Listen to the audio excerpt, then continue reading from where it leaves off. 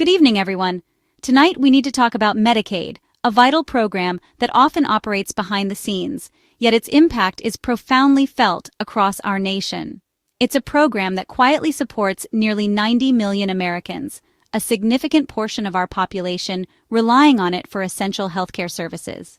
For 1 in 5 Americans, Medicaid is more than just a government program. Medicaid is the difference between health and hardship, providing access to necessary medical care that would otherwise be unattainable. It represents stability and chaos, a safety net that prevents families from falling into financial ruin due to medical expenses. It's the backbone of our public health safety net, ensuring that even the most vulnerable among us have access to essential medical services. Covering children, ensuring they receive the checkups and treatments they need to grow up healthy, seniors, providing them with long-term care and support during their golden years, and people with disabilities, offering them the resources and services they need to live full and independent lives. But right now, that safety net is under threat, facing potential changes that could have devastating consequences. A new Republican megabill in Congress proposes to turn Medicaid into block grants, fundamentally altering the way the program is funded and administered, or per capita caps, placing strict limits on the amount of federal funding that states receive for each enrollee. This would mean states get a fixed amount of money, regardless of the actual healthcare needs of their residents, no matter what happens, pandemic, disaster, or rising costs, leaving them to shoulder the burden of any unexpected expenses. The result? Massive cuts, forcing states to make difficult choices about who receives care and what services are covered. With the most vulnerable paying the price, as access to healthcare becomes increasingly limited for those who need it most. This isn't just budget trimming, it's a significant policy shift with far-reaching implications. It's a fundamental break from our promise that no one should go without basic care, threatening the health and well-being of millions of Americans. Tonight, we'll move past the political spin and the rhetoric surrounding this issue and listen to the real stories, the personal experiences of those who rely on Medicaid for their healthcare needs. Stories that reveal what's truly at stake, the human cost of these proposed changes to our healthcare system. These are the voices of your neighbors, the people you see every day in your community, your friends, the people you share your lives with, your fellow citizens, all deserving of access to quality healthcare. Their fight is our fight because access to healthcare is a fundamental human right, and their story needs to be told before it's too late, before these proposed cuts become a reality. I meet Sarah from Ohio, a single mom with 2 kids, one with severe asthma. She works full-time at a diner, but without health insurance, Medicaid is her only safety net. It means her son gets the medicine he needs, and she doesn't have to choose between rent and his inhaler. Before Medicaid, every cough was a crisis. She'd stretch medication, skip doctor visits, and live in fear of medical debt. Medicaid changed that, giving her son consistent care and keeping him in school. But under the proposed block grant, Ohio would get a lump sum, forcing cuts as costs rise. Working parents like Sarah could lose coverage or see essential medications dropped. For Sarah, this isn't politics. It's her child's health and her family's future on the line. The stability she's built could vanish overnight, all because of a decision made far from her home. This is the real cost of these policies. These stories are everywhere, woven into the fabric of our communities. They echo in the quiet corners of homes and resonate within the bustling halls of hospitals. David from Florida wrote to us about his daughter Emily, sharing a glimpse into their daily struggles and unwavering love. Emily is age 7, a bright and spirited child born with a rare disorder that presents unique challenges every single day. Emily needs round-the-clock care, a constant presence to ensure her safety, comfort, and well-being. This includes specialized therapies and essential medical equipment, all of which costs far beyond what private insurance covers, creating a significant financial burden for the family. Thankfully, Medicaid steps in to help, paying for the home health aid, the therapies, and gives Emily a chance at a better life, a chance to thrive despite her condition. Without Medicaid, David's only option, the only alternative available to him, would be to place Emily in an institution. An unthinkable choice, a heartbreaking decision no parent should ever have to face. The proposed megabill, however, would force states to ration care, drastically limiting access to vital services. And under these proposed cuts, kids like Emily would be first to lose services, the most vulnerable bearing the brunt of these decisions. Home health aides? Gone, leaving families to struggle on their own. Specialized therapies? Cut, robbing children of their potential and progress. The very support that keeps families together, providing stability and hope, would be deemed unaffordable, a mere line item on a spreadsheet, ignoring the human cost. This isn't about abstract numbers or political maneuvering. It's about a child's life, a mother's tireless work, and a father's desperate plea for help. Politicians talk about family values, often using them as a cornerstone of their platforms. But these cuts threaten to tear families apart, placing unbearable strain on already vulnerable households. The most vulnerable among us, children with profound disabilities, are being targeted to pay for political agendas, their needs sacrificed for the sake of balancing budgets. David's question is simple, yet profound and deeply unsettling. How can anyone look at a child like Emily, see her potential, and decide her care isn't worth it? That's the question we all need to ask ourselves, a question that demands reflection and action. These are not just abstract policy debates confined to the halls of government. They are life-and-death decisions with real-world consequences. And families like David's, families who are already facing immense challenges, are caught in the crossfire, their futures hanging in the balance. Let's look at what this megabill really does. Proponents claim block grants give states flexibility, but it's a Trojan horse for deep cuts. Medicaid is currently an entitlement. If you qualify, you get care, and the federal government helps pay. In a crisis, Medicaid expands to meet need. Under the megabill, that guarantee ends. States get a fixed sum, and when costs rise, they're left to make impossible choices: cut eligibility, reduce benefits, or slash payments to providers. This isn't flexibility. It's a straitjacket.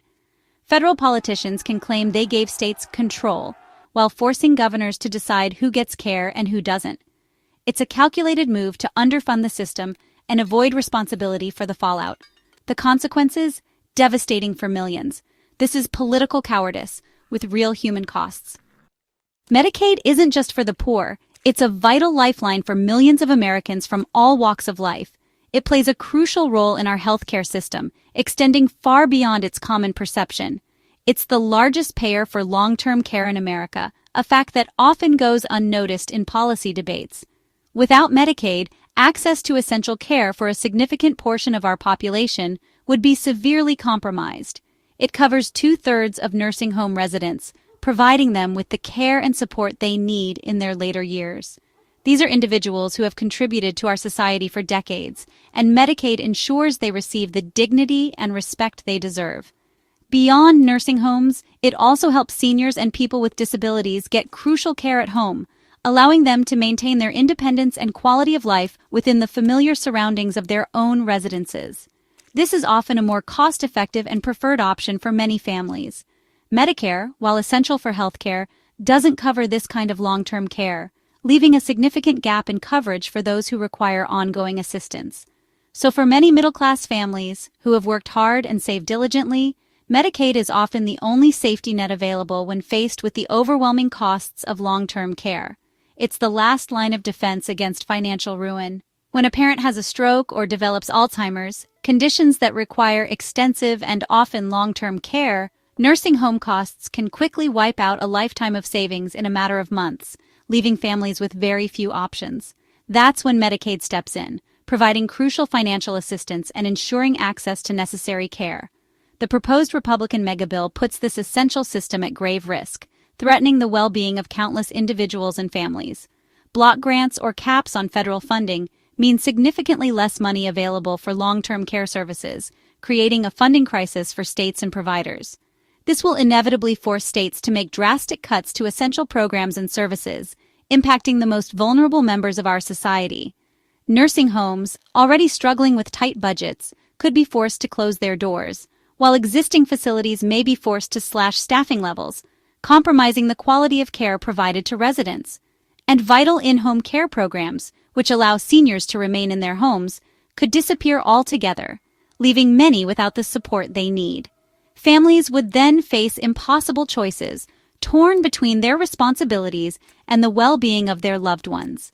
Many would be forced to quit their jobs to provide full-time care for their aging parents or disabled family members, sacrificing their own financial security.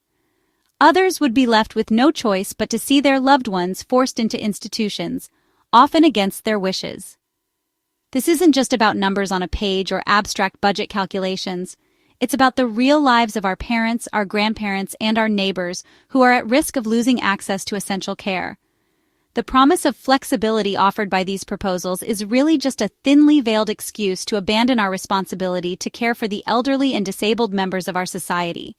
It's a moral failure of immense proportions, disguised as a commitment to fiscal responsibility. We owe better to those who built this country, to those who sacrificed and contributed to our collective prosperity. Their dignity, their well-being, and their access to essential care should not be up for debate or subject to arbitrary budget cuts. The impact of these cuts would reach every corner of America, including our veterans. Robert, an Army veteran in rural Texas, relies on Medicaid to fill the gaps the VA can't cover. His disability check covers the basics, but Medicaid ensures he can see specialists without traveling hundreds of miles. Robert hears politicians talk about supporting the troops, but then they try to gut the programs veterans depend on. For thousands of low-income veterans, Medicaid is a critical supplement to VA care. When lawmakers push for block grants, they're directly harming veterans like Robert.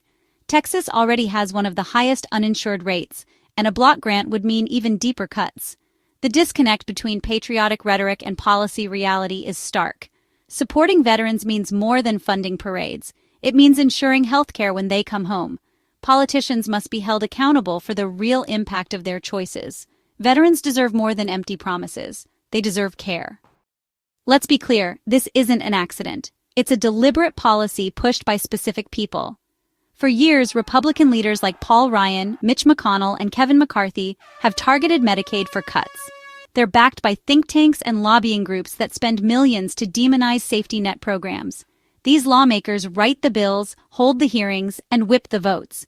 When they talk about state flexibility, remember the real stories: disabled children, struggling veterans, families at risk. These are not abstract debates. They are choices with real consequences. The people making these choices must be held accountable. We must name them and demand answers for the harm their policies cause. Responsibility cannot be dodged. The damage wouldn't stop with those who lose coverage. Rural hospitals, already on the brink, rely on Medicaid to keep their doors open. When Medicaid is slashed, hospitals close, jobs disappear, and entire communities suffer. The local economy takes a hit. Businesses lose customers, families move away, and hope fades. Gutting Medicaid is a policy of rural disinvestment, accelerating the decline of small-town America. The impact goes beyond healthcare. It's an economic crisis in the making. Medicaid also underpins our public health response. During COVID-19, it kept hospitals afloat and people cared for. A block-granted system would collapse in the next crisis, leaving states overwhelmed. The savings claimed by this bill will be paid for many times over in lost jobs, bankrupt hospitals, and public health disasters. Weakening Medicaid weakens us all. So where does this leave us? With a choice. We can watch as a lifeline for millions is cut, or we can act. This isn't just a political issue. It's a human and moral one. The first step is to speak up. Share these stories. Make sure people know what Medicaid really does. Awareness is power. Most don't realize how many rely on Medicaid, especially for long-term and disability care. Then, turn awareness into action. Call your representatives and senators, regardless of party. Demand they protect Medicaid for children, seniors, and veterans. Go to town halls. Ask tough questions. Make it personal. Don't let them hide behind talking points. This is a test of our values. Do we care for the vulnerable, or sacrifice them for ideology? The architects of this bill are betting you won't notice. Let's prove them wrong. The fight for Medicaid is a fight for America's soul. Let's win it.